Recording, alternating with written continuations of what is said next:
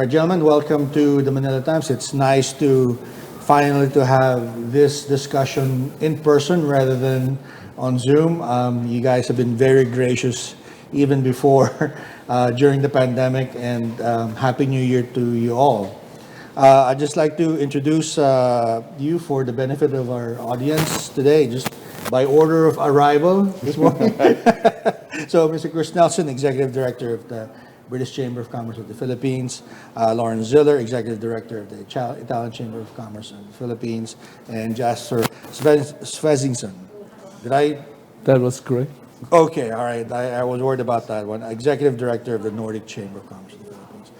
Gentlemen, I think the main purpose of inviting you here just to ask your views on how you see the country's prospects this new year. Maybe we'll start with you, Chris. We'll just go around. What are the opportunities that you see? What are the things that concern you? And maybe if there's any other issue, I think that should be getting national attention from your chamber's perspective. Yeah, so thank you very much for the invite, and also great to be with my colleagues again and face to face. Yes. So it's great to be back. First of all, I'd like to say, of course, any outlook has got to be tempered by world. Right. The Philippines is obviously going to be affected. It's pertinent that we're having this discussion today. US inflation figures came out yesterday at 6.5%. So the trend is obviously looking better. And I'll directly link that into obviously concerns here. So clearly inflation in December was 8.1, I think. Right. Because I'm obviously with the Philippine National Bank, our estimate is that probably those inflation figures will moderate in January. But inflation is obviously a concern because that impacts the consumer. As a reminder, the Philippines is a very consumer-driven economy. 70% demand is driven by GDP, yes. So those are consideration. The peso has significantly strengthened. It's now below 55. As we know, in the last quarter, there was concerns it was going to breach the 60 level. Right. Now it's gone from that. So those are all good trends. I would say, in terms of our outlook, I'm relatively optimistic for the Philippines. I think, of course, first of all, I think that the consumer is a key driver in how we can develop that, right? Inflation has, of course, going to impact that area. If I look at how I see the last year, which was, of course, the conclusion of the Duterte administration moving into President Marcos Jr.'s administration, I think it was a good start. I'd also like to make a comment and link it to going forward, and that is there was a lot of legislation passed at the very end of the Duterte administration, which we all supported, such as the Retail Trade Act, Foreign Investment Act, Public Service Act. Okay. And these are all good trends, and I guess as one of my things, I'd like to see that continue going forward. That the Philippine economy continues to open up. And we're very supportive of that. And I just want to make one specific point, and that is I'd like to see the Philippines ratify RCEP, largest trading bloc in the world today. And I think it's something that, and it's a priority measure for the Department of Trade and Investment. I'd like to hand it over to my colleagues. From the British Chamber point of view, I think this is our 77th year of relations with the Philippines. Wow. Not my 77 years of marriage, that's 34. And I think we plan to be as active. I mean, obviously, President Marcos has not yet visited the UK. He's visited Europe, he's visited China, the US, hopefully at some point.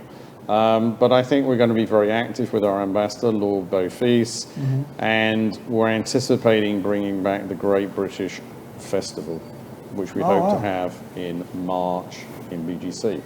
And on that, I'd like to hand over to my colleagues. All right, Lorens, from the Italian Chamber's point of view. Yeah, we are also very optimistic. In fact, we have seen the outlook from Moody's and the World Bank. Okay. which positions the Philippines as the fastest growing economy in Southeast Asia, which we kind of expected from a demographic point of view, and also the drive that Filipinos have to come back after the pandemic. It is true, inflation is a little bit a concern. We have seen the onions are now, they have the highest price compared to the rest of the world. So that is something that has to make us think. Why? Some people say there is a cartel behind. Well, I don't know, but anyway, this is part of inflation, I guess. And for the rest, we see that compared to the Duterte administration, Marcos has opened up to the world. He's very much outgoing, and that is a very, very positive thing. I think he has done all the right things so far, and I hope he will continue like this, especially with the problem of the seafarers. So he went immediately to Brussels to try and sort it out. And this Mahardika foreign fund, The wealth fund, yeah. if the things are done right, could be actually very positive, because there can be immediate actions and investments made where it is actually needed at the right time. Okay, all right. Oh, very positive. Jesper, do you share the same views, or what's your take? Yeah, we from the Nordic Chamber, we are also having a very optimistic view on the Philippines as a destination for our companies from Denmark, Finland, Norway, and Sweden. I agree with everything my colleagues have been saying about GDP and growth, and there's good trends. We need the recently those bills that Chris Nelson was talking about. We need them fully implemented. I think from the president's talk about e-governance, e-government, something that we are looking forward to see much more as well. It will make things more transparent. It will make it less red tape, and that's something that we really hope to see some real progress on in 23. Right. Well, all of you guys mentioned the legacy from the Duterte government, and one of the things that was followed was the plan to build more infrastructure. Of course, the Marcos government, as I think, has said that it will do even more, and with focus on digital infrastructure. Have you guys seen any improvement so far? I mean, are your members still concerned about anything in particular, maybe that's not yet being mentioned by the government, or are you all as optimistic in that sector as you are with the general economy? Yeah. Talking about digitalization, there have been some bottlenecks, I think, with some departments like BIR and customs. Okay. I think there is a certain resistance to digitalization. As probably expected. As expected, yes. But for the rest, I think things are being prepared. Let's say the infrastructure is being prepared. Right. So we are very active with some of our members in blockchain. Okay. And so if we can contribute, of course, that's positive. Right. Yeah, I agree. Hoping bottlenecks will disappear. I mean, I think I'd link it to, there's always this one called the ease of doing business. Yes. Which is this, and that really is an area which, obviously it started off, it was an appointment made. You have ARTA, which was the appointment under the previous administration. I think President Marcos mentioned that, and there's supposed to be, I think, trying to make further efforts there, right? And this is a very general point, but I think it's something that we would all appreciate, right? And frankly, it's got a link into whether it's e-governance, right? It's approvals, it's people being able to set up and do business quickly, right? To give a specific example, we had a virtual trade mission, and then they sent samples, right? And clearing those samples even though we obviously had the right forms or connections, it took quite a while. So it's this kind of thing to facilitate, right? And linking it back to your point on infrastructure spending, yeah, I think there is views to continue that. And obviously, Marcos is going to go now, President Marcos will go to Davos, which is going to discuss that. And I guess the other thing I was going to refer to and get everybody's views is that he specifically mentioned in his sonar to make this an investment destination. I mean, I think that was... So I think we'd all embrace that. What we want to see is very specific aims to further that, right? And I'll throw it back because I think you were going to come on to the point. That's where, you're going to say, something. No, yeah, I would just love to say a little bit more about the e-governance and e-government, right? Denmark, Sweden, Norway, Finland, they're all, champions on e-government, e-processes, and we are happy to share, I know. I talk with the ambassadors. So, we also know that it takes a long time, right? It's not something you do, one day to another and then you are digital, right? It takes a very long time, and it's still an ongoing process, even if it's been ongoing for 10 years plus in the Nordic countries. We are the leading countries in the world on it, so we just encourage, reach out to us, because there's learnings to get from everybody. Well, you gentlemen do business around the region, not just in the Philippines. And I think it was an interesting thing about what Chris was saying, that, about this virtual event that you're having. You had samples brought in, there's still problems getting through. I mean, how do we compare? How far behind are we, based on your experiences, elsewhere in the region? And maybe Singapore is the outlier there, right? But maybe compared to Thailand, Malaysia, Indonesia. Well, I mean, I'll let the others, but I once attended this meeting with Department of Trade and Investment. It was pre-pandemic, which seems to be another era, right? And at that time they were Seems like another word. Another time, yeah. And they were looking at how they could shorten the time frame, right? Okay. And if you put Singapore, which I think you can set up something in less than 24 hours. And then they were trying to go through the process and how to shorten it.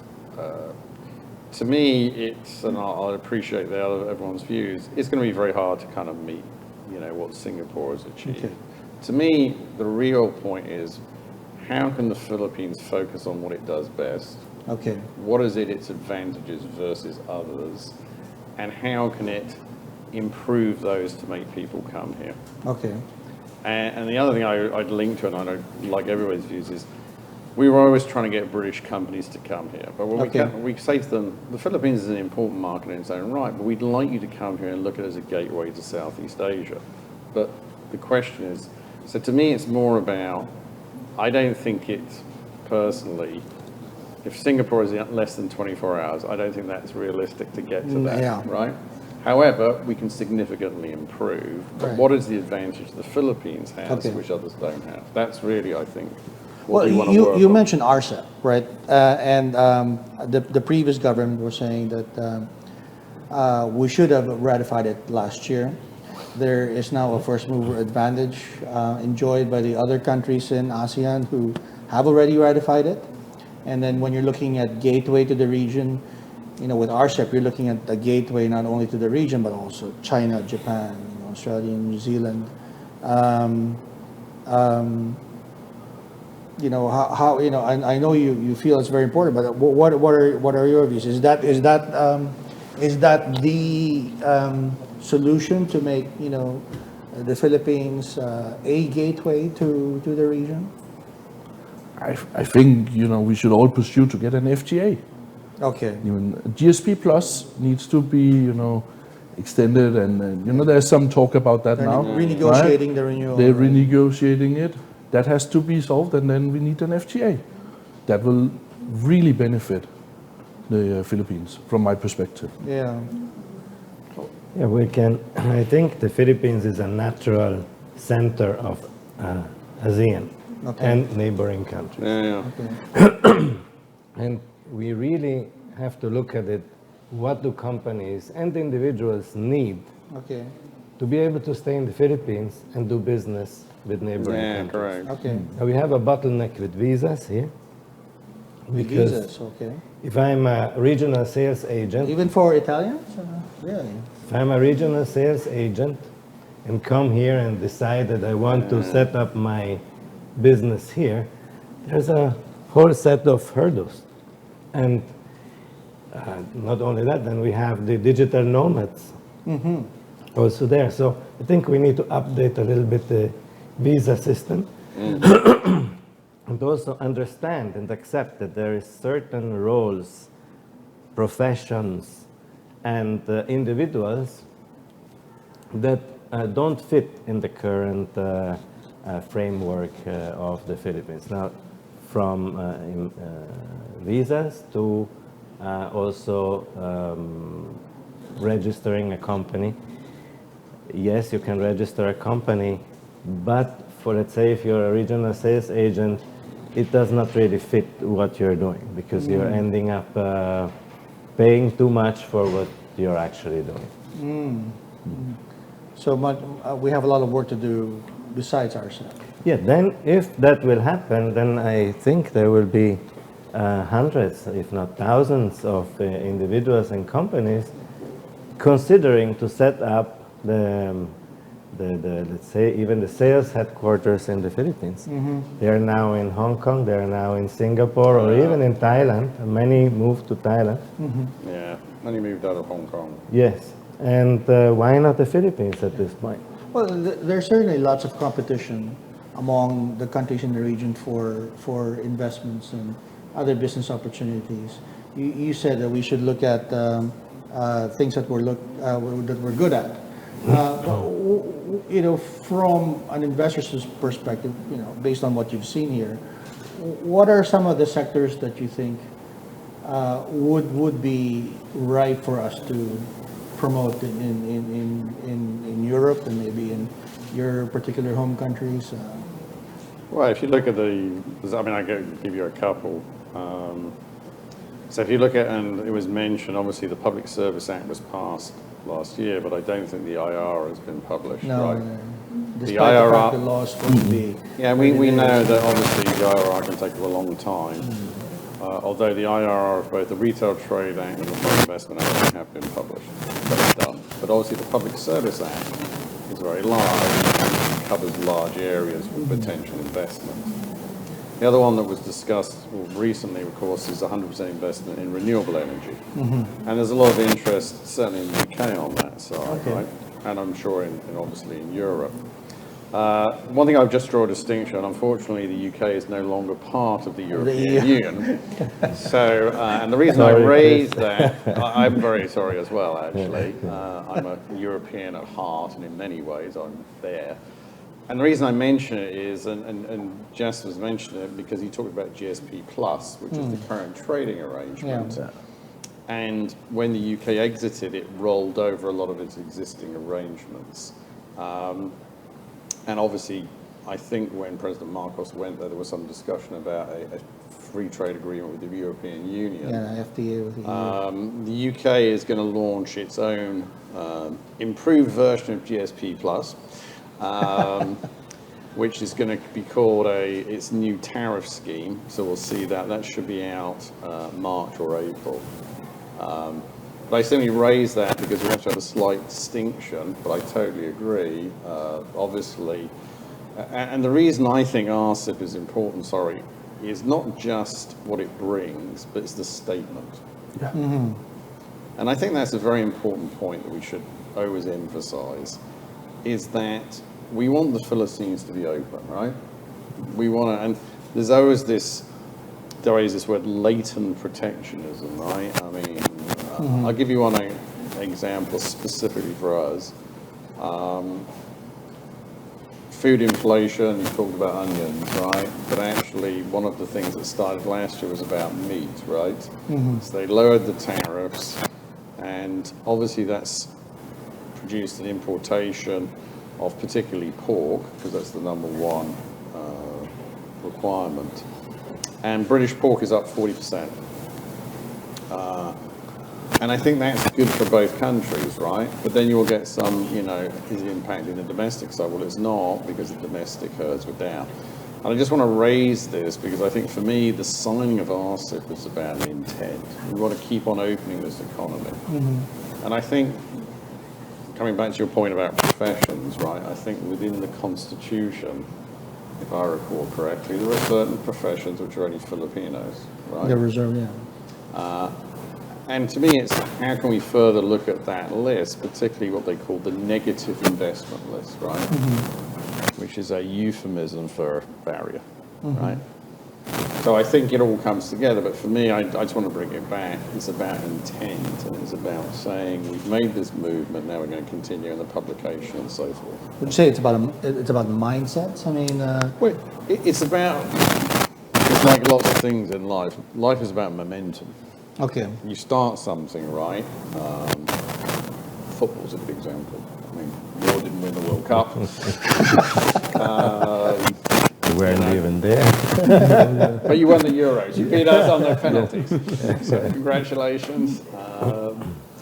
But the point is, it's about momentum. And I think there was a lot of momentum at last year. And I also kind of want to bring it back and get my thoughts about it. I think the pandemic had a lot of challenges, but one thing it did do, if I may say, is it brought the chambers closer together. Yeah.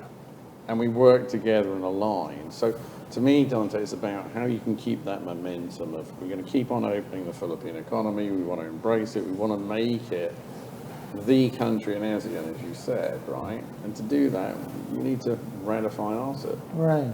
Another example is the 2019. We were so enthusiastic about the Innovative Startup Act. Yeah, Okay. correct. Yeah. We said, oh, finally, we have the opportunity to build a new Google in the Philippines. We have the opportunity of having a new Microsoft.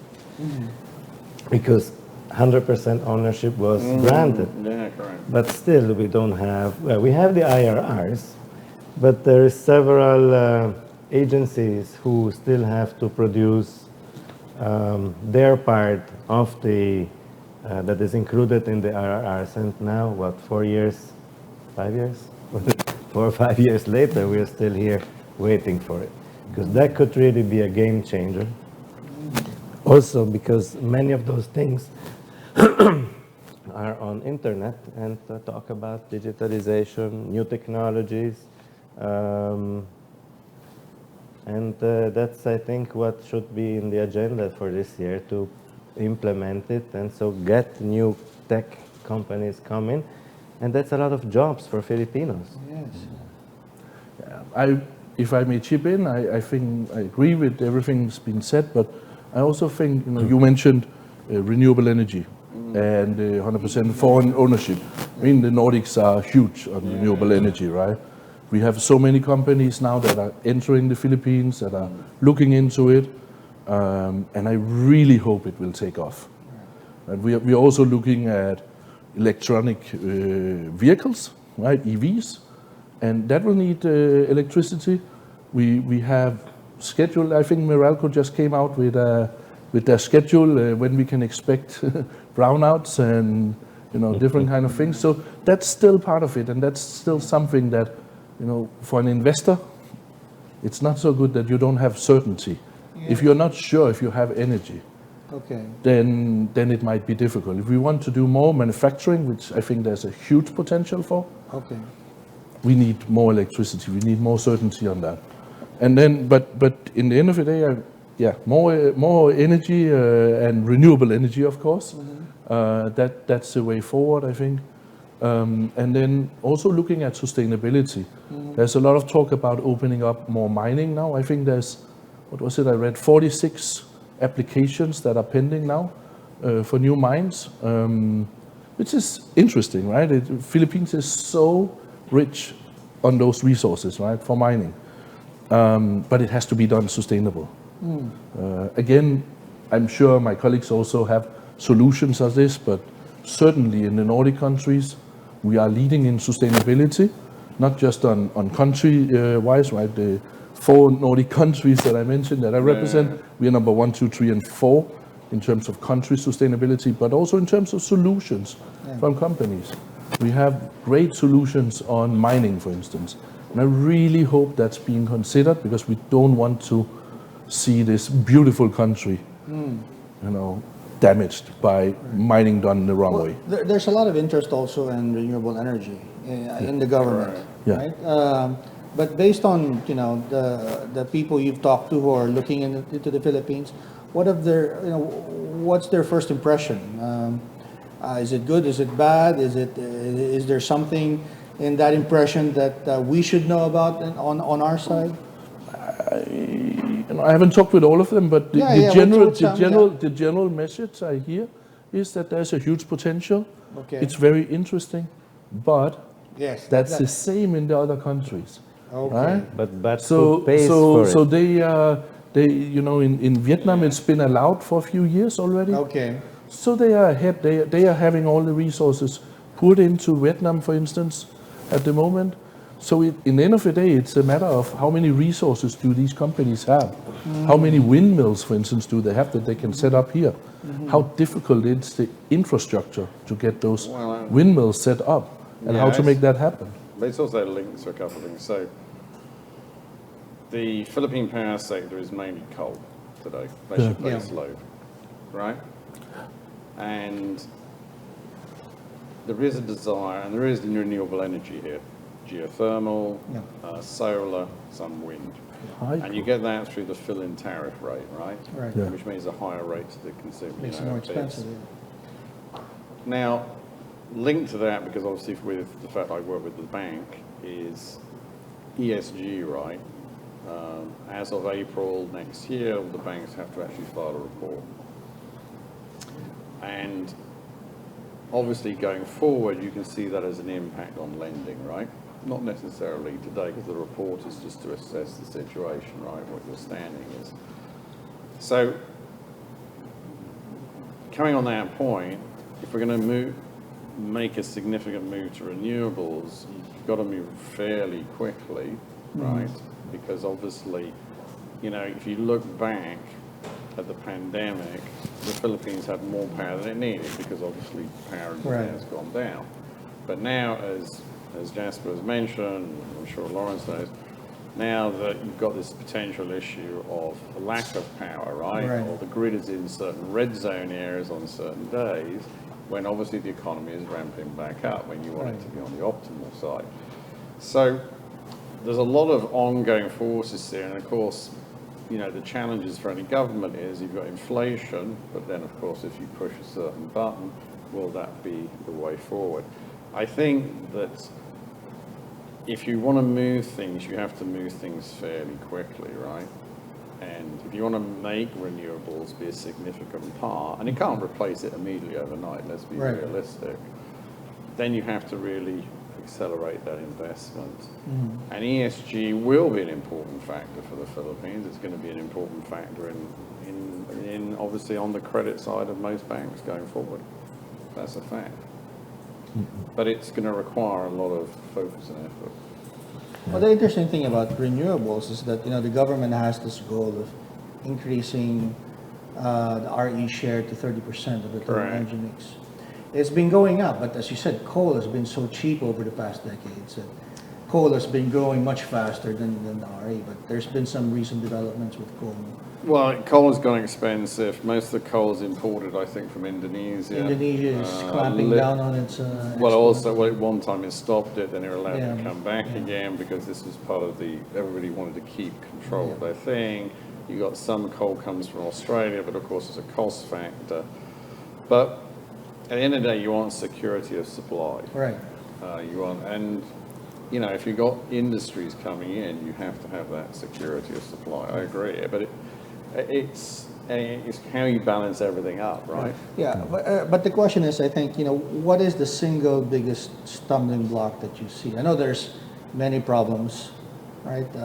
Is it the IRR for the Public Service Act? Is it something else? Is it just the bureaucracy that exists, or maybe as simple as maybe just getting the visa for the salespeople to come here? I mean, what is a single? If there's so much thing that the government should look at, right? But if it can just focus on. We had many meetings and discussions with LGUs and foreign companies who want to come in and say, okay, I will set up a waste to energy plant, I set Yes. up this, set up that. Bottom line, there seems to be a bottleneck that who will pay for it? How can you secure that my funds is going to come back from the investor side? Because I guess the concessionaire of the municipality or of the city or of the region is one thing, but it's that one, it's the concessionaire who needs to implement the waste to energy program. Right. So it becomes either a PPP project or a private project. In case of private project, the investor needs to be sure that his money will come back. Right. At the moment, I don't see that to be very clear how that it is secure. Maybe the mayor changes, the concessionaire changes, and then what? If they don't renew it. Yeah, I see somewhat the same challenge on that part. We actually have, at the Nordic Chamber, we have an event in our Sustainability Committee on the 25th of January about biofuel and waste to energy, where we are talking with some of the bigger companies here in the Philippines and some Nordic companies on, how can this be done? Looking very much forward to that discussion. But there is a number of challenges on it. I think this is one of them, to be honest, it's something that would be really good to get fixed, right? Because the landfills is not an option. Why waste all of that energy in a landfill instead of having waste to energy? But I agree, how to ensure the finances, it has to be a private project and it has to be somehow secured. Lorens, you mentioned the wealth fund. Is that the solution? Because people talk about alternatives to it, such as the private-public partnerships. But when it comes to energy, I just have a problem reconciling how PPP could work with energy. Because as the investor, of course, you'd want the highest rates possible, right? It's more difficult. But I see the big players have all been moving towards setting up. And I guess that will, in the end, that will be the solution. Okay. Well, from the banks. Well, coming back, actually, I was going to raise a couple of other Okay, points. all right. No, but I think one of the problems, and I come back to, I think whenever you have multiple agencies, that's when things are always a problem. Okay. Because You're talking to too many people. Well, yeah, sometimes, like, you have, the PSA is very complicated because you have multiple agencies involved. As soon as you have a single entity, because decision-making can then move quick. Because what people really want is speed. Okay, I've made a decision, this is what I've got to do, these are the things I've got to do. And, I come back to the point, I see where they've made improvements, and I really want to make, we all live in this country, right? You've been here a while to appreciate the improvement, right? Well, I'll give you one classic example. Renewing your driving license. Okay. Yeah. Now it'll be 10 years. Yes. It used to be 3. Yeah. Now it's 5. So all great. That's an improvement, right? Which you see because that's one of the key documents you use, right? Right. So to me, and if you just take it as a microcosm or an example, it's how can you move that decision making? Because the problem is always this interlayer. You've mentioned it, LGUs, government departments, and then who makes that final interactive decision? When it's down to one department or one area, you tend to get a lot quicker movement. But coming back on your point, which was on the wealth fund, there are examples of wealth funds around the world. Over 100, I think. Norway, I think, is one of the largest. Yeah, Norway is the largest in the world. You've got obviously the Kuwait Fund, you've got Singapore. UK doesn't have one, actually. Maybe we don't have any money, but I think the whole key of a wealth fund, or at least as it's being proposed here, is to look at longer term investment, right? Okay. Because obviously a lot of these other wealth funds do invest across the world, right? And obviously are therefore susceptible to market. But if it can be looked at longer term investment, which would push things, then it's definitely worthwhile considering. Is it a good idea to bring it up in Davos? What do you think? Well, I think it is. I mean, I think, well, first of all, let's talk about just Davos. I mean, Sure. it's like you can't isolate the Philippines from what's happening across the world. I mean, obviously we had 2 years of the pandemic. Everybody was looking for a great revival, right? And then 25th of February, Russia invades Ukraine. I mean, that's gone on now it'll be almost a year in like almost 10 and a half months now, right? So I think Davos is important. I think it's good if he does make statements, because I think the other thing I would talk about in relation to President Marcos is he has gone to the US, he's gone to China, he's gone to, Brussels, for European Union. I think he's been very active. Yeah. And that's great credit. So I think when you go to a place like Davos, it's good to also make points, right? Because you want people, I guess what I'm trying to make is that you want people to talk about the Philippines. Right. Right. And it'd be nice if in Davos somebody talks about the Philippines and not about other countries, if you take, and that's, I guess, what we're trying to achieve as various chambers, is we want companies to come to the Philippines. And I think we have to be very candid as well. I mean, obviously we're in competition with other countries. That's true. We can't just, I would like to see the Philippine government visit the UK and go there and have delegations, as I'm sure they would like in Italy or in the Nordic countries. That's what we want, right? Because we're trying to pull it the other way. Right. Right. What do you think? no, Mentioning the World Fund in Davos. Chris is very knowledgeable on this. I agree with him on that. I think if there should be something specific Filipino related mentioned, it should be the climate impact. I'm sure it's on the top of the mind of everybody at Davao. So I think, Philippines is one of the countries in the world that's hardest hit by the climate impact. Lots of countries have already pledged money for those countries. More or less pledged it, I would say. Nordic countries have basically pledged quite a lot of money on it. I think you should open that talk and say, this is where we are impacted, we need your help. There's nothing wrong in asking for that. Because like the Nordic countries, even if we are champions on sustainability, it's a very well developed countries, right? So there's still quite high pollution happening. So there is a reason for this. And why not ask it, to say, we want not just to get the money, but we want it to be for waste to energy, or we want, some solutions that will help globally as well. I mean, Philippines is the biggest plastic polluter via rivers, right, to the ocean. So why not get some solutions for that money? I'm sure there would be, people listening if that was mentioned. Right. But that is part of the culture at the moment too, because I remember when I was a kid, especially in southern Italy, people would throw the things out of their window while driving, and there was a little bit of... I always knew that Italians were very much like Filipinos. They're like Filipinos. So what did the government do? They started with elementary school and kindergarten with a full program to teach the kids how to deal with plastic, to throw everything in the bin, how to recycle, and so on. Now, yes, it took one generation, or 1.5. But then the kids would go home, and when daddy or mommy throws the thing out of the window, says, no, you can't do that, because this and that.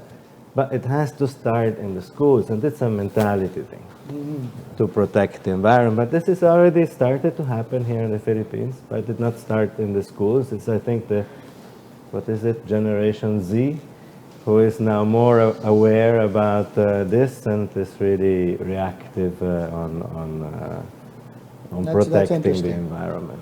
But there's also a lot of things going on, as Chris said, and elsewhere around the world that's impacting the Philippines. Lots of those things are happening in Europe. Right? Ukraine is one.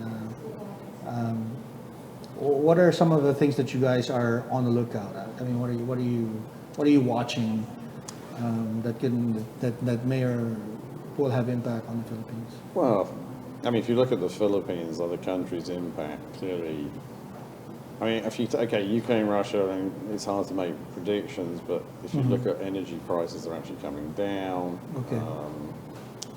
You're in a bit of a. The markets are going to have made an assessment where they stand. I think the big factor that's recently is, of course, is the opening up of China, right? Which you can look at it in both ways, right? I mean, clearly, there's going to be a significant increase in Chinese travel, tourism, and people coming. The other thing about China opening up, of course, is supply chain, because that was an issue from China on the supply chain side.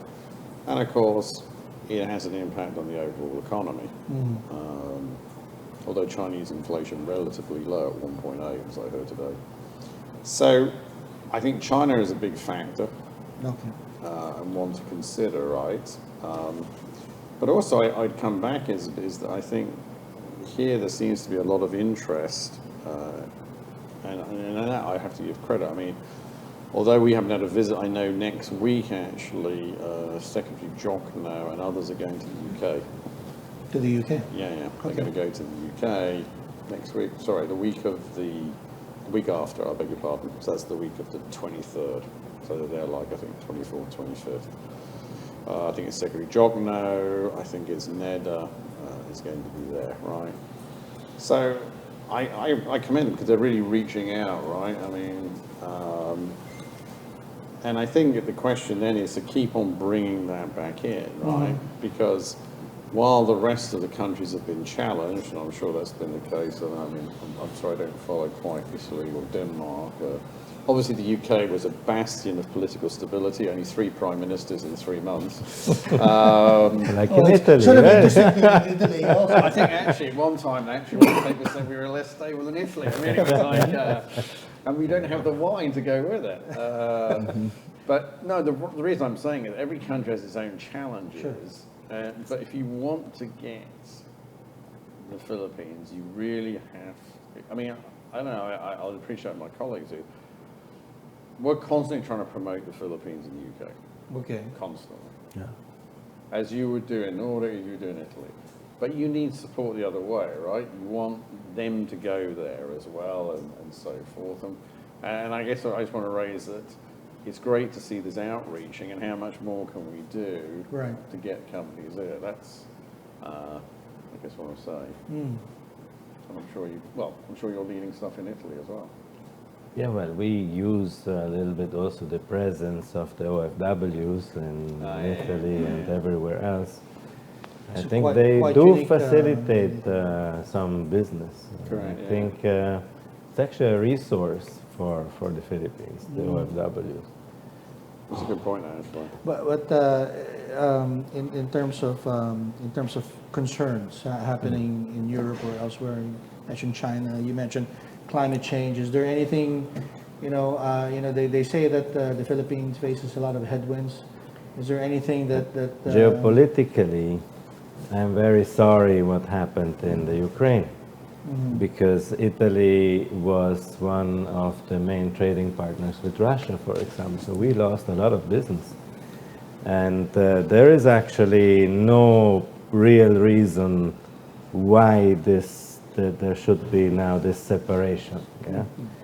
And I also disagree with the reaction of NATO and the rest of Europe to position themselves against it, because we have seen several, call it invasions by other countries, and nobody ever has reacted like this. So there must be much more behind than they actually tell us. But on the other side, that also brings the Philippines now in a position, and I appreciate the government being neutral and saying, we are friends of all. In fact, that is really something great, because it allows to do business with China and also with the Western world. So yes, probably concern will be that this could change at one point, but I hope not. Yeah, I would just say, related to the war in Ukraine and how it can impact the Philippines, I think actually, in terms of renewable energy, it will have an impact. It will slow it down here, I'm afraid, because all the European countries, they were reliant on gas from Russia. And they don't feel certain about that anymore, right? It's all about certainty. So like Denmark, for instance, they just got a new government in December, and they are now changing their targets on renewable energy.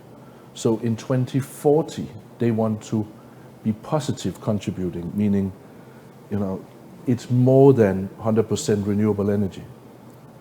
It's very ambitious target, but it means that they have to build so much more in Denmark, for instance. And that was not really the plan. That's happening everywhere else in Europe, really. Right? They want to be more self-reliant. We talked a little bit about it before. That will, the resources making, it has to be very easy here for the companies to come here. So in that sense, I'm a little bit worried that, will it impact here? I'm not so worried in terms of agriculture, for instance. We see a lot of things happening from Nordic countries, helping the Philippines. I think it's 300 pigs that's been flown in from Denmark alone in last year. Genetically very advanced pigs that has, a yield that's like 70% higher than normal pigs. Yeah. So those kind of things, looking at advanced methods for agriculture, it's very important, and you have to look at, those countries that are doing well on that. I think that could really progress the Philippine agriculture. Yeah, I mean, and make them self-reliant on food as well. And when we talk about headwinds, I think most people, when they talk about headwinds, it's always the same, this old analogy. If the US catches a cold, everybody else catches the flu or something, right? Or the US sneezes, we catch get a cold, that's it. Yeah, thank you. Correct me. And will the US go into recession? Because, it's very hard, you put up interest rates to bring down inflation, as we all know that could lead to some degree of recession. And recession is also obviously a factor potentially in Europe, right? Let's not forget, the UK's inflation rate actually was 11%. Wow. We were one of the highest, right? So I think the headwinds is one of those factors, right? Because it's very hard to manage it's very hard not to have a recession, to bring a slowdown, right? Now, the Philippines, in contrast, and that's why I'm kind of optimistic and I bring it back, is that the Philippines definitely was one of the countries that had a more negative impact because of the pandemic and the restrictions. Was one of the longest to have those restrictions, and then it came out from it, and you've now seen quite a movement back into retail trade, right? I know from some of the contacts, e-commerce obviously picked up, but now some of those businesses have now, because people have moved, it's quite amazing to see how people have embraced back to going into that, and the consumer is a key driver here. It's a key driver. And the other thing I would mention, I'm sure all of us see, I'm sure all of my fellow colleagues here were challenged by the restrictions of people traveling into the country during the pandemic, right? People who couldn't get back in, people who were worried about leaving, et cetera, we had it all. And that's the other thing I just wanted to mention, is the fact that the Philippines is now, use that word, completely open, right? People can come in, tourism has picked up, there's no... So I think that's going to have that's a great sign, right? So the headwinds is the overall economy, the US in particular, potentially Europe. And for me, it's a question of, as we've been talking about, how we can continue to push that out. And as I said, I think the consumer has always been very key here, right? Domestic, but also it's good to see that we've opened up the country. Well, you mentioned that you guys are all working to have more people from your countries to look at the Philippines. But it's interesting. I was talking to the Danish ambassador late last year, and he was saying that Europe is looking at this entire region more closely, perhaps for geopolitical reasons. I'm not sure it's really for economic reasons, but there seems to be a lot of concern about what's, as you said, going on with China, right? Is the concern merited, you think, or should they be looking at more productive things, such as building a trade, and rather than worrying about things that can flare up in the region? I think China shouldn't be a threat, at least for the Philippines. Only economically, because they just, how do they say? China just throws a peanut at the Philippines economically, and here it has a huge... No, they have something like 200 something outbound tourists, and I think we're only aiming for 6 million. I mean, it can supply the entire tourism. Just for the tourism, but if China really wanted to invest in industries in the Philippines, it's really a breadcrumb for them to. Yeah. to Have you place. guys been monitoring the president was recently in Beijing? What are your impressions of his visit? I mean, Honestly, you're looking at me, I didn't monitor it that well. I've been on vacation. I just got back to the Philippines from Denmark, so I don't really have much comments on it. Well, I'd say that, I guess I'd make the sort of following points. The first is that it was interesting that President Marcos's first visit was to the US. I mean, just put it into context, right? And I think it's fair to say there's been a repositioning of some sort. Clearly, when President Duterte was lent towards China, now I think they appear to be trying to take I use the word more balanced. So he's been to China, he's been to the US, been to Europe, right? And I think the signal is we want to do business with everyone, right? We're hoping he'll get to the UK at some point. Maybe maybe we can get... you haven't mentioned that yet, yeah. Well, we're hopeful, maybe one of those planes will just suddenly go to us. But I think that's very important. I think they've taken a very clear view that they want to have a very open and an area. Now, on the China side, China is very important. I mean, its economy is second after the United States. It's clearly had to make a decision on this COVID, no COVID. I mean, those zero policies now being completely open. And that's obviously had an impact on the economy. I think, of course, I think the visit seemed to be reinforcing relationships. Will it come through in terms of investments? I think that's much harder to say. Because obviously China's also got to look at its own domestic position, right? Sure. And it's got some very distinct challenges. However, I think what he's achieved is to keep up a good relationship, right? And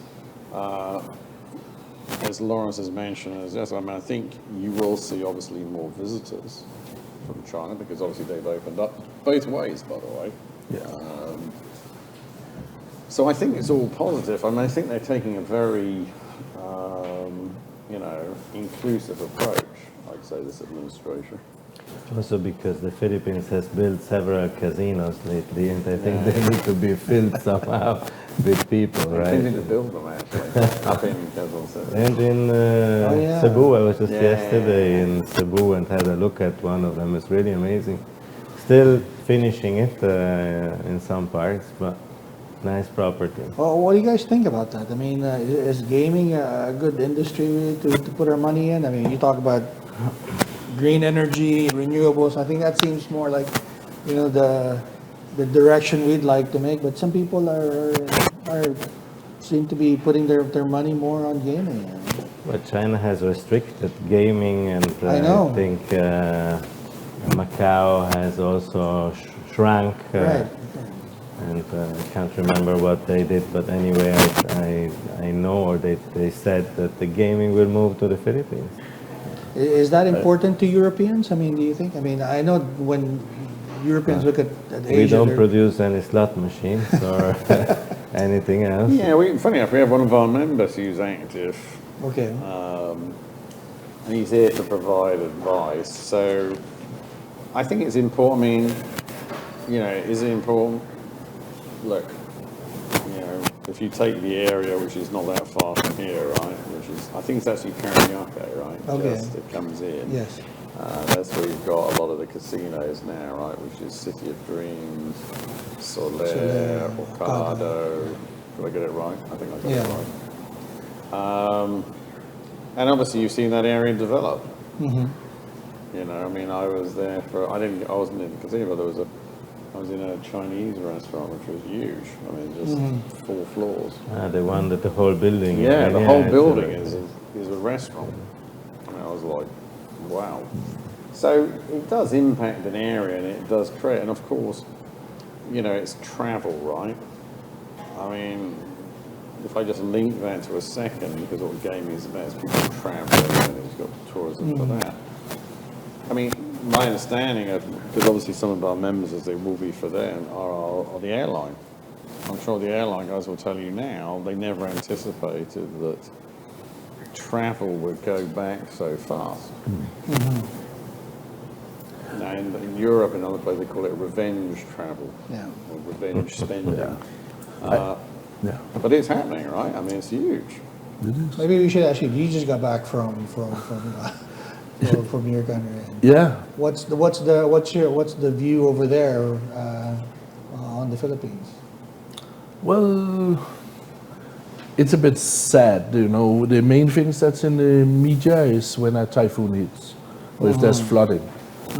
So I've seen news from the Philippines even a few times during this Christmas traveling I had. And not much else. A little bit on human rights, of course, because they care very much about that in the Nordic countries. Sure.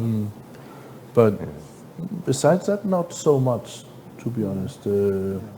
Philippines is one of many areas with potential. I do have a visit from the Danish industry and export in 2 weeks' time from now. We are planning some delegations here. So there is interest in the Philippines. Everybody, you know, a lot of companies know that it's a big market, lots of potential here, lots of good opportunities. But among, you know, the general companies, you know, majority of the companies, they don't really know. And we also see that, you know, probably 80 or 90% of the companies here, they are really larger enterprises today. But yeah, just if I could make a small comment on the gaming, I think you know we have Nordic companies here that actually is advising the president. So he had the CEO of it had a meeting with the president recently on e-gaming especially. So that's very interesting. I think there's a lot of work to be put into that. The physical gaming, I'm not a gambler, so it's not really of interest for me. But I think it can help to get the tourism to a new level. And there's a need for more money in that, for more investments, get more flights, more direct flights. I think that is one of the issues, at least if I look at the Nordic countries, there's no direct flight to the Philippines. And that means less tourists. Right? They prefer to fly to Thailand or Vietnam where they can fly direct. Right. So anything that can help, you know, to get that to another level, that will help the Philippines. And that will also help general business, right? Sure. I think that was one of the things they talked about in Belgium when the president visited. I'm not sure if it was Belgian Airlines or some other European airlines, but to have more connections. Besides, of course, the EU GSP Plus renewal and other things. You can say something? I have a comment on over time, and by talking to several institutions and people, I understood that the bad news about the Philippines when typhoon happens is a just very well-oiled economic system to sustain the NGOs. The Philippines is the major recipient of aid from a few of the biggest world's NGOs, like the Red Cross, for example, and we have UNICEF, and we have others. So whenever something happens, there is already push a button and the media start donate. Yeah. Because they already know the journalists, they know everyone. This is already an economic system, and that hurts us somehow because then that's the only news. They think that's the only thing happening. Instead of talking about positive things, then they hear negative thing, and then they associate the negative thing with investing in the Philippines. So how do we put the Philippines on your radar? You know, you said you've been doing it for years, but it would be nice to have, you know, people from UK right? To push, to do more of the pushing. How do we do that? I mean, what is Thailand doing? What is Malaysia doing? What is Singapore doing? They're doing something, right? Because you guys are going to those countries more than the Philippines. Flight's one thing, but I'm sure they're doing something else, right? Well, I think you've got, Vietnam is probably a very good example, right? Vietnam decision making is very quick, as I understand it. So companies can make decisions. It also is a beneficiary because there's obviously borders with China, so some of those industries of supply were looking to relocate to that area. But specifically in terms of promotional activity, so in the UK, for example, there's a thing called the UK ASEAN Business Council. So I look at what they put on, basically they're like hosting delegations, putting on events. And you see all these other countries, Indonesia, Thailand, and so forth. It's just constant. And, the Philippines has to try and do the same. You're trying to compete, right? And it's difficult. We just made a reference to direct flights. There is no direct flight between the UK and here. Yeah. We had one direct, they stopped actually. Philippine Airlines used it stopped? Yeah, it stopped. It was already a challenged, I think, economically, and then unfortunately with the pandemic, it really became a cargo flight. And as you know, for airlines, cargo is good, but you need the passengers. So it's really, and coming back to your other question, actually, it's how do you make the Philippines more top of mind? Right. Because candidly, it's not. Right. Let's just be very. That's we're the ones talking about it, Yeah. right? We're the ones out there, but you've got to look at getting companies and businesses to think about it on a more ongoing basis.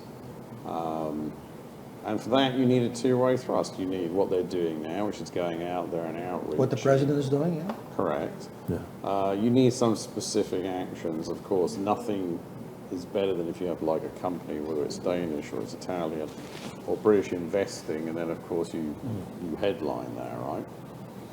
But we just have to appreciate that it's a very competitive environment, and you've got to be out there with the others, right?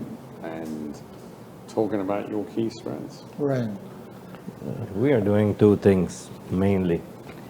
We know that Singapore and Hong Kong, partially also Thailand, are the regional headquarters of many companies, and we are fishing in those ponds because we have the Italian chamber network is in over 60 countries, and so we have our colleagues there, and we do cross-border conferences to attract companies to look at the Philippines, because at the end of the day, if an Italian company is in Southeast Asia, most likely they are in Singapore, Hong Kong, Thailand. Yeah. And once they are established in those countries, then they look at other countries in the region. So that's one thing.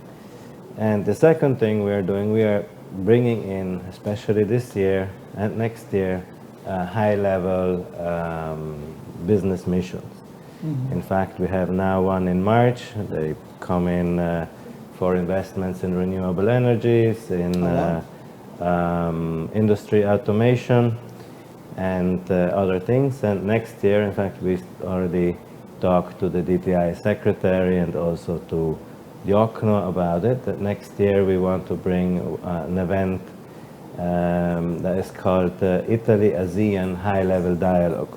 Oh, wow. And this event is also held in different countries, so in a different country every year, and brings the top 300 companies of Italy to this country as a visit and encounters their counterparts of the relevant countries. So we really want to make that happen, because we know that, for example, Enel is one of the biggest renewable energy companies in the world, and by far. And maybe there could be some investment, even if years ago they told us, no, we're not looking at the Philippines because they're not on our radar.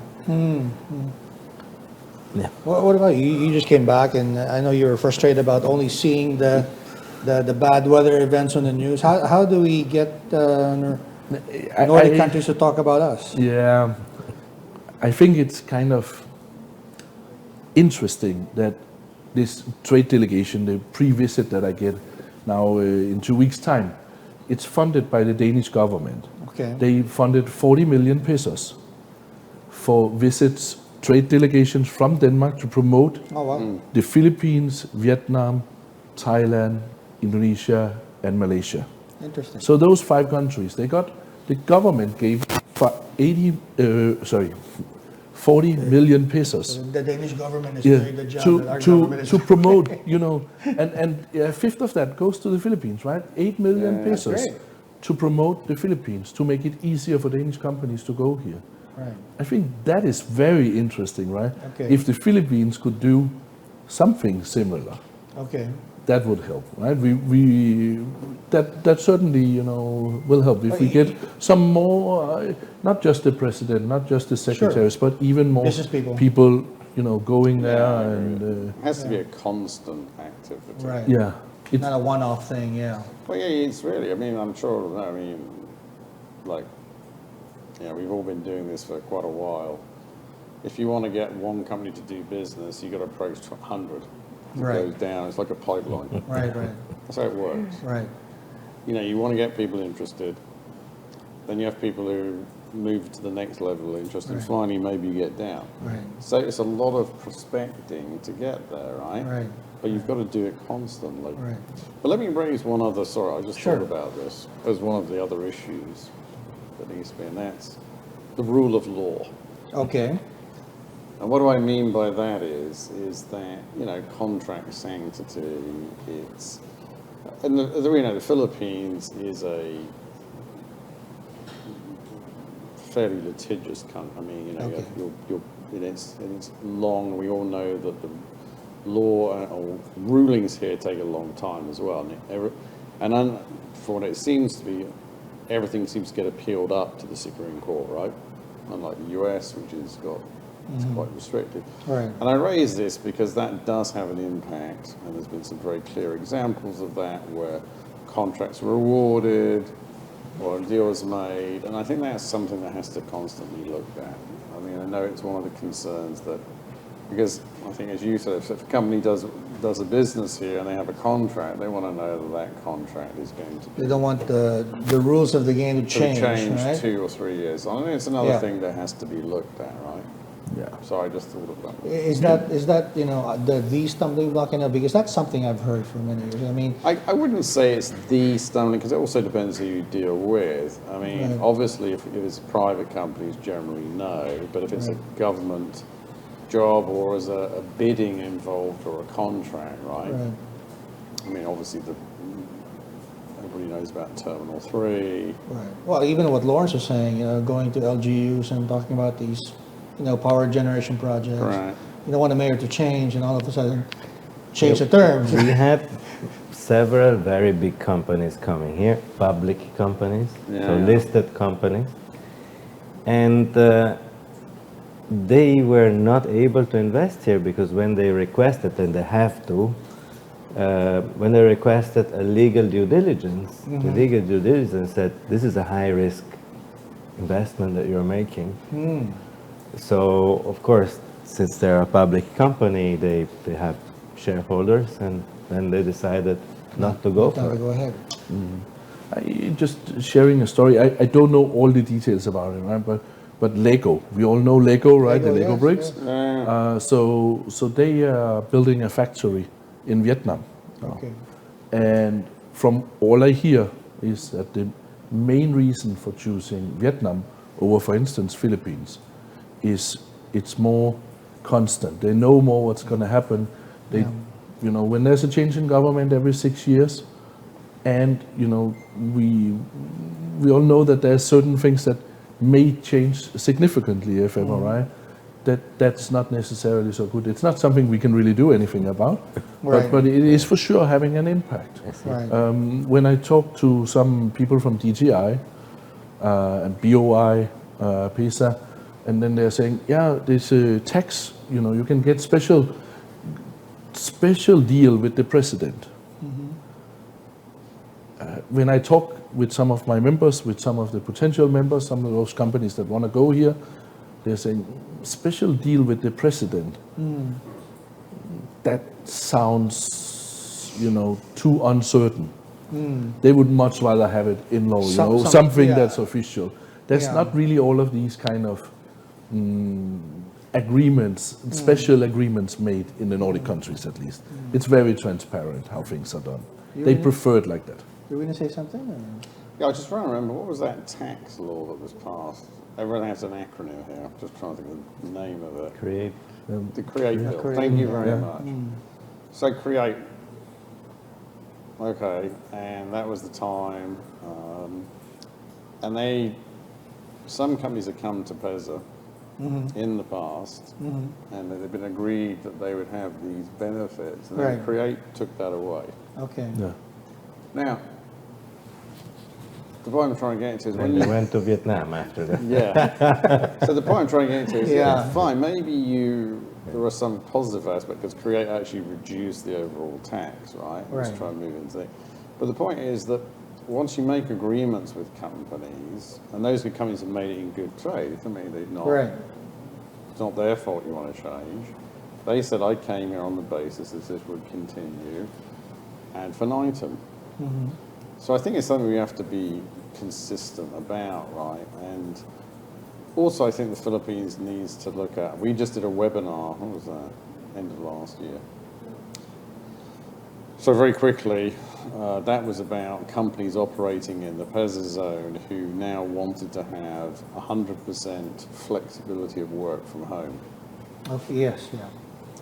And the issue then is there was a suspension because of the pandemic, but then now under the PESA law, they actually have to be working in site, in situ. So to be fair to PESA and everybody else, they come up with this way of solving it, which is basically you register with a BOI and then you can have a flexibility of 100%. But I just raised that one because that's an example, right, of how you have to be flexible and react, right? And I think which I think has been mentioned already in our discussion, is that always when you see these things, there's always multiple things involved, right? Okay, but now he's got to go to BOI, or he's got to go to there, he's got to go here. Makes it complicated. And and I come back to Jesper's example of Legoland, and if I'm not mistaken, I think Samsung set up in Vietnam. And my story, what I heard of Samsung was that because they could make an agreement, it was done fast, and they got the terms, and they feel, okay, I have an agreement. Yeah. Because for those companies, it's about planning and certainty. That's what they want. Okay. And speed of action. I mean, you don't want to deal with I don't know, when I was in business, you'd rather know that you can go to one office or department and that's going to make a decision or give you what you need to do, not have to go to different entities. Right. Just another example, and I'm not sure if it's going to happen, but I have two members reaching out to me this morning before I got to your office here, saying, have you heard anything about the 23rd of January becoming a holiday now? Okay. Holiday economics. Why the 23rd? It's a Philippine Republic Day, I think. Or maybe it's related to Chinese New Year. I'm not sure. It may be Chinese New Year. Yeah, but this is also an uncertainty, right? Yeah. It's if you want to have it as a holiday, you know that these days are, what's happening on that day. You knew it last year. Right. So why not publish it last year? Right. It's a small uncertainty, but it's still something, there's not even 2 weeks until the 23rd. Yeah. And now people are starting to talk about it. Is it, do I need to close my office? What's going to happen? Right. It's a small thing, but it's still, there's uncertainty. Recently, I heard a very interesting reply on this comment about this many holidays of the Philippines. Yes. And that was, look, workers here in the Philippines have 1 week of holiday a year. In Europe, you have 3, sometimes even 4 weeks of holiday. So now, the government gives them additional holidays, so that will kind of equalize. Of course, if they had 3 weeks plus the existing holidays, then that would be not more acceptable, I guess. I think it's also, because what they do is they call it a special non-working day. Yeah. The difference is special non-working day. I think it's if you want to work on that day, it's 30% more, right? You pay a And if differential. it's a publicly published holiday, Yeah. it's a higher premium. Yeah. So there's also ways, and I know exactly when I was running Philip Morris here, because we had a factory, right? And the last thing you want when you're running production is, oh, sorry, it's a holiday. What? Absenteeism. I mean, you got to produce, right? Yeah. But yeah, I agree with that. It's about certainty, but I kind of want to say, and I guess from a personal basis, we all live here, right? And there have been some improvements. So and I'll just give you one example. You don't want to sound all too negative, right? Well, not just that. I actually want to say there are, but I think it kind of shows how you make an improvement. You make an improvement when it's an individual department or somebody can say, how do we make this process quicker?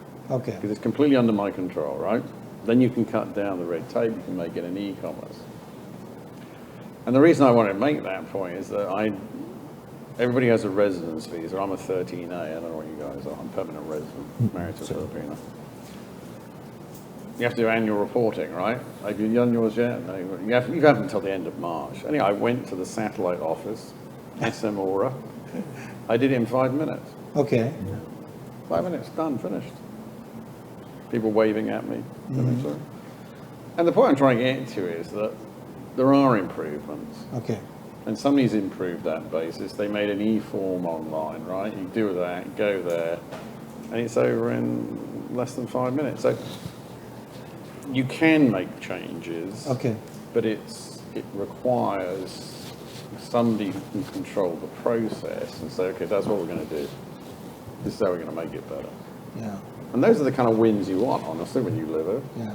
Well, I wanted to ask what's going on with your chambers, but before that, something that came to mind was this recent news about Congress again is looking at possibly changing the economic provisions of the Constitution.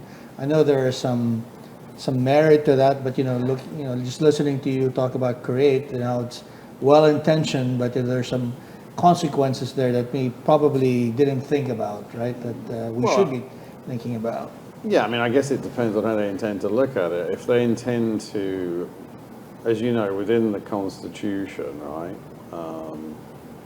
you have economic provisions, which is actually quite unusual for a Constitution, right? So if it means you're going to remove the negative investment list, if you're going to make it open, then I think we'd all... You're all for it. Well, of course, because you want it to be a totally open, vice versa. Yeah.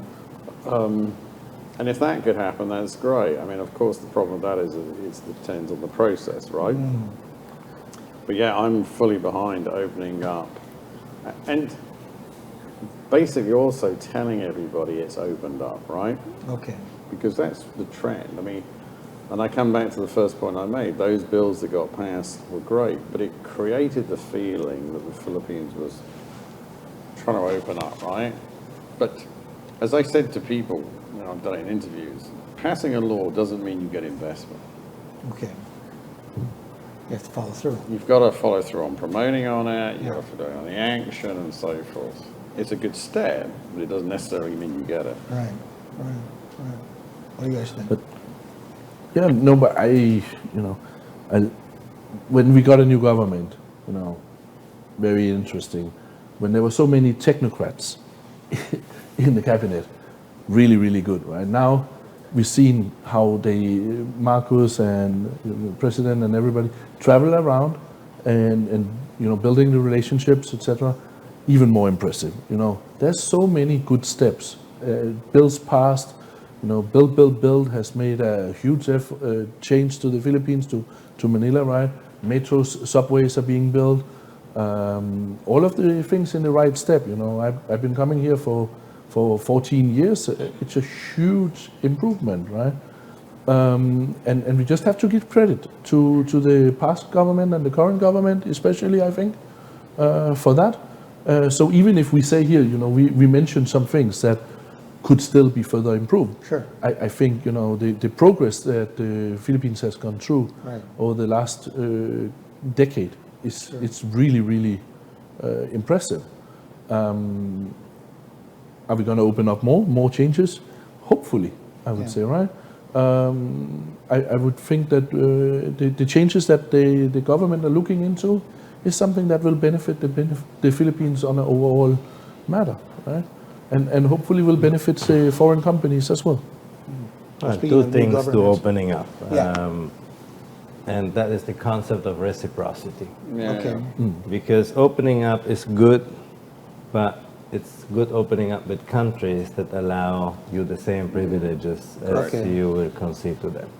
In fact, that I think is very important because I know that it would be very unfair to the Filipinos themselves and to other countries who make the effort to open up towards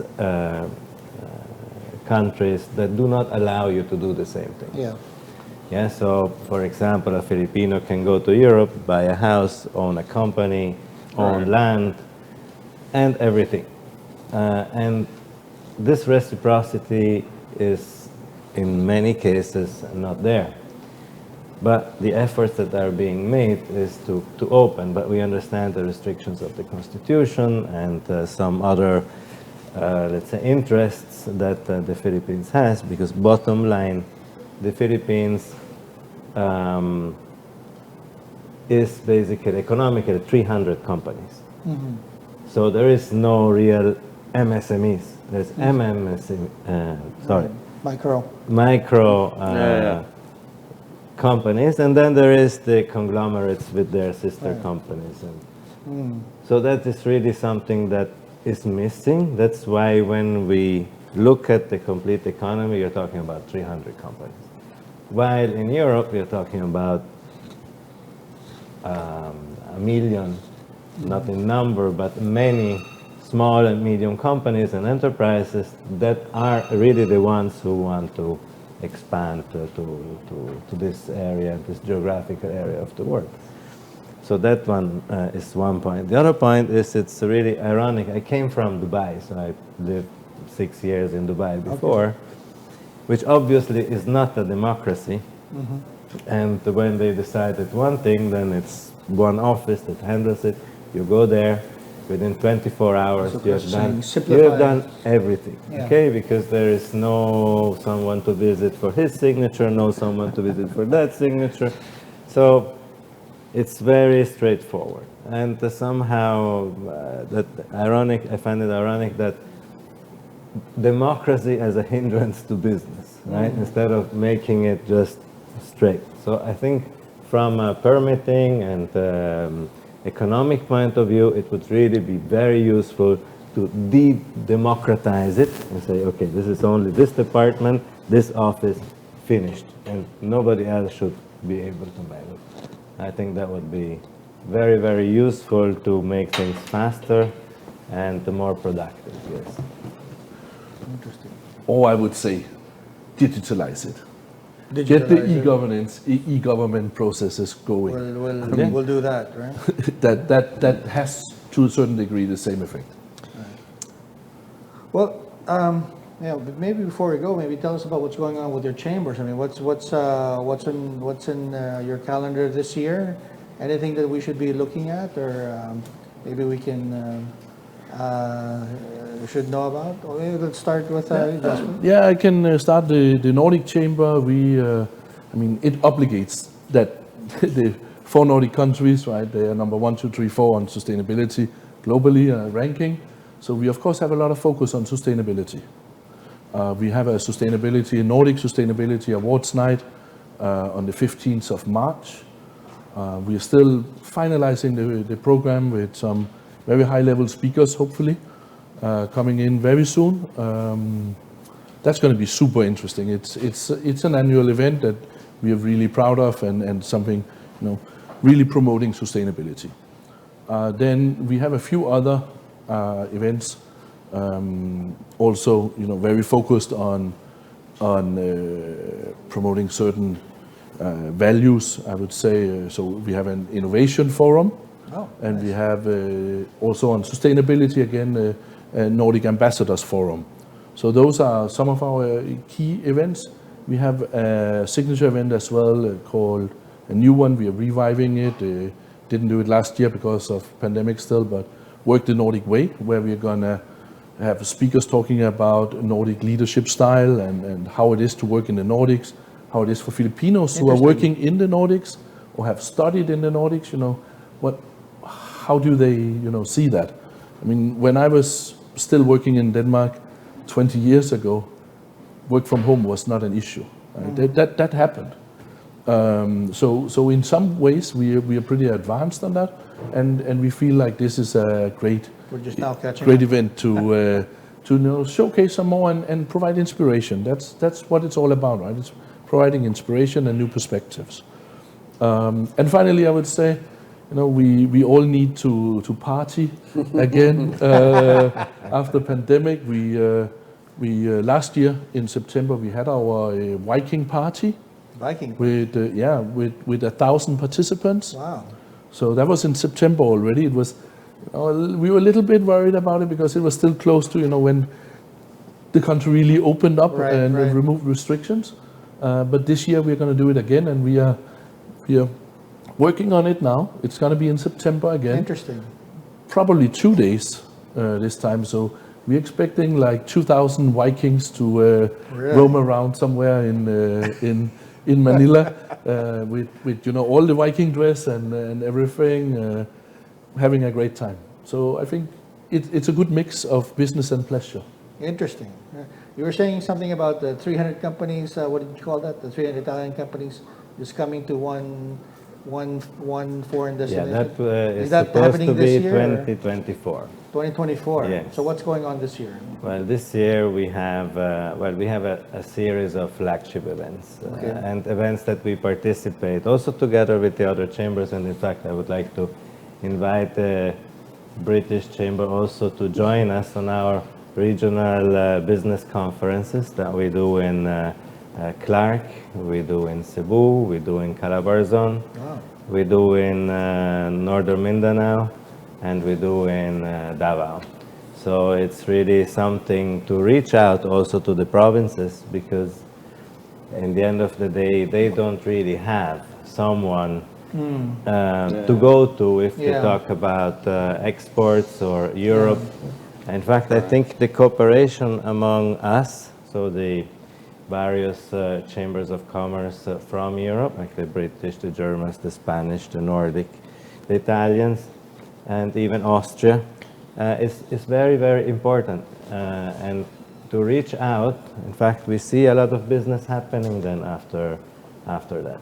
Interesting. And so that is one of Is that our... the first time that is happening? No, it's the third year now. It's the third year. Yes. Okay. And everyone is always very happy. It was online until last year, so this year First time face to face. we're going to do it face to face. The first one will be in Clark next month. So that is one, and then we have our March 8th big event together with the Women's Business Club. Okay. And that would be all about women leadership. As we know, the majority of entrepreneurs in the Philippines are women. And so we are trying to give them support and put together a series of interesting speakers. And then in the evening, we have a nice socials with a fashion show that will be on March 8th. And then we are the seminar organizer and conference organizers of various exhibitions, among which the Philippine International Furniture Show will be at Conex with Italy by Design. That is a very successful event that we do with the architects, the Association of Architects. Then we have our ICCPI Leadership Awards in November. and I'm sure I'm still missing many others. There's so It many. seems like We a have full calendar. more but than it doesn't- 20 something events. I try to cut them down. So, but Well, we're there to work with you all right? Keep us in mind when you need assistance from media. British Chamber? Well, look, I think I just make some quick points because I'm seeing the ladies flying in 5 minutes, and I want to be on time. 1 minute, she said 1 minute. That's okay. So very quickly, I think we're all back to face-to-face events. So thank you very much for this. I think that's the first point. We'd like to have more of it, actually. Yeah. So I think number one. Number two, we'll have our Great British Festival. We stopped it in 2018, so we're reviving that. 25th, 26th of March. The other thing which I'll just flag, and I'll just highlight it, is the fact that we were lucky. We always had a golf tournament. We got ours actually, and we had our last one February 2020, so we were Just before the pandemic. just before the restrictions, and we're going to have ours now on the 10th of March. I'm just going to focus on our first quarter. And really, the other thing I just want to say is thanks very much for today. Well, And also, it's nice to share a sofa with my Italian and my Danish friends, and we're still part of Europe. Yes, well, thank you Thank you for having making us. time. Please consider us your media partner for whatever you need.